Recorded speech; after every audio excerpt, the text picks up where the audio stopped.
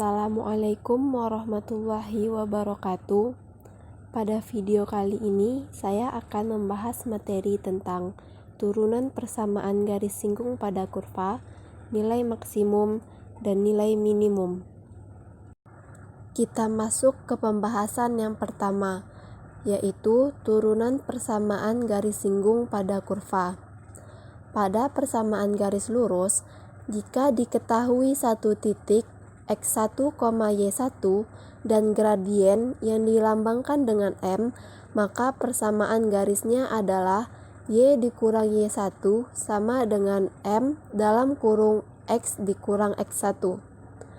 Jika diketahui dua titik x1, y1 dan x2, y2, maka persamaan garisnya adalah y dikurang y1 per y2 dikurang y1 sama dengan x dikurang x1 per x2 dikurang x1.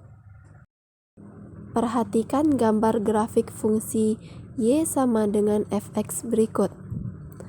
Dari grafik, kita dapat menentukan gradien garis singgung kurva y sama dengan fx berada di titik a, fa. Dari sana kita dapat menentukan gradiennya, yaitu M sama dengan dy per dx dikali A sama dengan turunan pertama fungsi fa, atau bisa kita sebut dengan f aksen A. Maka persamaan garis singgung kurva di titik a, f dalam kurung A adalah y dikurang y1 sama dengan M dalam kurung x dikurang x1. Dapat kita rubah menjadi y dikurang f dalam kurung A sama dengan f aksen A dalam kurung x dikurang A. Jika diperlukan, kita juga dapat mencari garis normal di titik a, fa yang didefinisikan garis melalui a, fa sehingga kita mendapatkan rumus kemiringan garis normal sama dengan min 1 per kemiringan garis singgung. Kita masuk ke dalam contoh soal. Tentukanlah persamaan garis singgung dan garis normal kurva y sama dengan x pangkat 3 ditambah 3x kuadrat ditambah 4x ditambah 1. Yang berada pada titik 2,2. Maka langkah pertama yang harus kita lakukan adalah mencari turunan pertama dari fungsi y sama dengan x pangkat 3 ditambah 3x kuadrat ditambah 4x ditambah 1. Kita dapatkan turunan pertamanya dy per dx sama dengan 3x kuadrat ditambah 6x ditambah 4. Setelah mendapatkan turunan pertamanya, kita mencari gradien garis singgung dengan mengganti semua x yang ada pada turunan pertama dengan nilai x1-nya, yaitu 2. Maka didapatkan 3 dikali 2 kuadrat dikurang 6 dikali 2 ditambah 4. Hasilnya sama dengan 4. Didapatkanlah gradien garis singgungnya sama dengan 4. Setelah mendapatkan gradiennya, kita bisa mencari persamaan garis singgung di titik 2,2. Yang mana rumusnya adalah y dikurang y1 sama dengan M dalam kurung x dikurang x1. Karena titik x1, y1 sudah diketahui, yaitu titik 2,2, dan juga gradiennya sudah kita dapatkan, maka kita bisa langsung memasukkannya ke dalam persamaan. Y dikurang 2 sama dengan 4 dalam kurung x dikurang 2, dan didapatkan persamaannya y sama dengan 4x dikurang 6. Untuk mencari gradien pada garis normal, kita dapat menggunakan rumus min 1 per gradien garis singgung. Maka didapatkan gradien garis normalnya min 1 per 4, karena Gradien garis singgung kita tadi adalah 4. Sedangkan untuk mencari persamaan garis normal di titik 2,2, kita masih menggunakan rumus Y dikurang Y1 sama dengan gradien garis normal dalam kurung X dikurang X1. Tinggal kita masukkan saja nilai X1, Y1, dan gradiennya. Maka menjadi Y dikurang 2 sama dengan min 1/4 dalam kurung X dikurang 2. Kita sederhanakan menjadi 4Y dikurang 8 sama dengan min X ditambah 2. Kita satukan yang tidak ada variabelnya. 4Y ditambah X sama dengan 10. Maka persamaan garis normal di titik 2,2 adalah 4Y ditambah X sama dengan 10. Kita masuk ke dalam materi kedua, yaitu aplikasi turunan pada nilai maksimum dan nilai minimum. Baik, langsung saja. Nilai maksimum dan nilai minimum dari suatu fungsi ini kita biasa sebut dengan nilai ekstrim. Jadi, nilai ekstrim ada 2, yaitu ekstrim maksimum dan ekstrim minimum. Sementara, tempat terjadinya nilai ekstrim adalah titik kritis, atau juga bisa kita balik, titik kritis adalah tempat terjadinya nilai ekstrim. Titik kritis ini ada 3 jenis. Yang pertama adalah ujung-ujung selang, yang kedua titik stasioner, dan yang ketiga adalah titik singular. Ujung-ujung selang ini biasanya kita temukan pada soal. Misalnya, kita diberikan suatu fungsi, kemudian fungsi tersebut hanya didefinisikan pada selang tertentu. Misalkan hanya pada selang A sampai dengan B. Maka nanti A dan B-nya adalah titik kritis. Kemudian titik stasioner.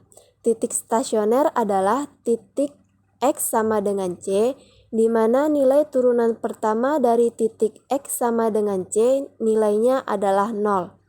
Jadi ketika F aksen C sama dengan 0, maka X sama dengan C ini adalah titik stasionernya. Sementara titik singular adalah X sama dengan C, di mana F aksen C tidak ada. Maksudnya tidak ada, ini jadi di titik X sama dengan C, fungsi ini tidak memiliki turunan. Biasanya kita menemukan titik singular ini pada fungsi seperti fungsi rasional atau fungsi nilai mutlak. Kita masuk ke dalam contoh soal. Tentukanlah nilai maksimum dan minimum kuat arus yang mengalir pada suatu penghantar yang dirumuskan dengan Y sama dengan T pangkat 3 ditambah 3T kuadrat dikurang 9T ditambah 6 pada selang waktu min 1,2. Untuk menjawab soal ini, kita mulai dengan pengecekan satu persatu. Jadi kita cek apakah ujung selangnya ada. Nah, ternyata karena kita diberikan selang tutup min 1 sampai dengan 2, ini artinya kita mempunyai titik-titik di ujung selang, yaitu X sama dengan min 1 dan X sama dengan 2. Ini adalah titik kritisnya. Kemudian kita cek titik yang kedua, yaitu titik stasioner. Untuk mencari titik stasioner, kita cari turunan pertamanya, dt per dx sama dengan 0.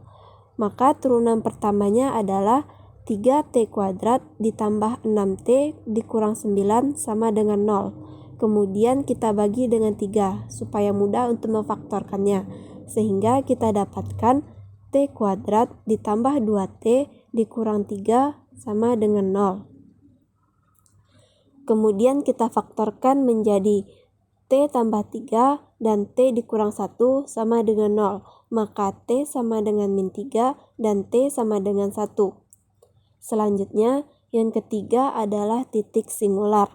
Fungsi polinom seperti contoh nomor 1 ini adalah fungsi yang terdefinisi, kemudian kontinu dan diferensiabel di seluruh bilangan real. Maka, untuk fungsi polinom seperti ini tidak punya titik singular. Jadi, titik singularnya tidak ada. Karena kita sudah punya titik-titik kritisnya, Selanjutnya kita cari titik manakah yang memberikan nilai maksimum dan nilai minimum. Jadi kita mulai dari titik-titik pada ujung selang. Kita tentukan nilai fungsinya di T sama dengan min 1. Jadi kita substitusikan T sama dengan min 1 ke fungsinya, yaitu min 1 pangkat 3 ditambah 3 dikali min 1 kuadrat dikurang 9 kali min 1 ditambah 6. Kita dapatkan hasilnya 17. Kemudian untuk T sama dengan 2, ini juga kita substitusikan dan kita dapatkan hasilnya sama dengan 8. Setelah itu, untuk titik stasionernya di T sama dengan min 3 memberikan kita nilai 33 dan T sama dengan 1 memberikan kita nilai 1. Kemudian kita dapat bandingkan nilainya. Di sini ada 7, 17, 8, 33, dan 1. Artinya pada saat T sama dengan 1 adalah nilai minimum. Jadi nilai minimum fungsi ini tercapai di T sama dengan 1. Kemudian nilai maksimumnya adalah di T-3 yang nilainya adalah 33. Ini adalah nilai maksimumnya. Kita masuk ke dalam contoh soal yang kedua. Jangkauan sinyal X suatu kabel bawah laut sebanding dengan R kuadrat ln 1 per R, dengan R adalah perbandingan jari-jari konduktor dengan jari-jari kabel. Tentukanlah harga R agar jangkauan tersebut maksimum. Untuk menyelesaikan soal di atas, pertama-tama kita harus mencari turunan pertama dari persamaan pada soal dengan membuat permisalan. U sama dengan R kuadrat. Maka turunan pertama dari U kita buat dengan permisalan DU, itu adalah 2R. Untuk V sama dengan ln 1 per R, itu bisa kita rubah menjadi min ln kali R, maka turunan pertamanya adalah min 1 per R. Berdasarkan sifat turunan pada perkalian, maka berlaku D dalam kurung U dikali V sama dengan U dikali dV ditambah V dikali DU. Maka persamaan R kuadrat ln 1 per R dapat kita turunkan sesuai dengan permisalannya menjadi D dalam kurung U-nya kita ganti menjadi R kuadrat dikali V-nya ln 1 per R sama dengan R kuadrat dikali min 1 per R ditambah ln 1 per R dikali 2R sama dengan 0. Kita sederhanakan menjadi min R ditambah 2R ln 1 per R sama dengan 0. Maka menjadi 2 ln 1 per R sama dengan 1. Berdasarkan sifat logaritma A log B sama dengan log B pangkat A, log A sama dengan 1, ln A sama dengan log EA. Maka persamaan di atas dapat kita bentuk menjadi ln 1 per R kuadrat sama dengan ln E. Bisa kita sederhanakan menjadi 1 per R kuadrat sama dengan E. Maka R adalah 1 per E pangkat setengah. Oleh karena itu, sudah kita peroleh nilai R-nya agar jangkauannya maksimum sebesar R sama dengan 1 per E pangkat setengah. Sekian video dari saya, semoga bermanfaat. Jangan lupa like, comment, and subscribe.